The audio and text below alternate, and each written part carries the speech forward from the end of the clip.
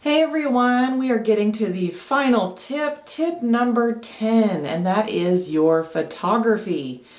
So this is a personal one for me because I have been a wedding photographer for probably 12 plus years, and I have learned a lot. And I also started because I didn't hire somebody on my wedding day.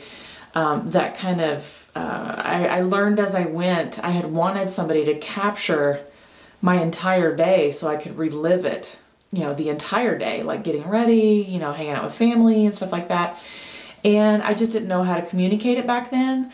So now I'm making sure that when I'm working with couples that you guys get what you want, and you get what you want plus you get it how you want it, because I think there's something about the photography aspect. Yes, it is a still image, but a still image can bring back a flood of emotions depending on how important that moment is to you. And it's one thing that I wish I would have had more of, was more images that brought back more memories of hanging out with my friends and family while I was, having my big day and everything. So the photography aspect. So some tips I can give for that is, when you are looking at the photography, you want to maybe look at somebody's style, and are they capturing things that give you the emotions that you want or the look that you want?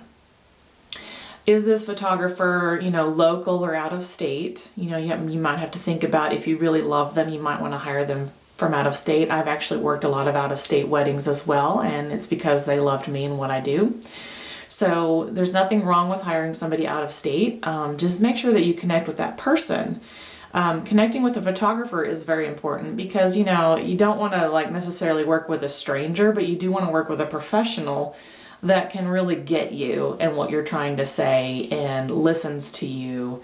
And so when you're looking for a photographer, not only just look at the photography, but look at the person themselves and do a pre-meeting with them. See if you mesh well together and see if you are a fit with each other. I think it's important to realize you're probably going to be hanging out with that photographer all day long, and you want to get a feel for who they are as a person as well. So another piece, please ask lots of questions. And there are so many things that go into your photos for your day, and you'll want to know how to put it in a timeline.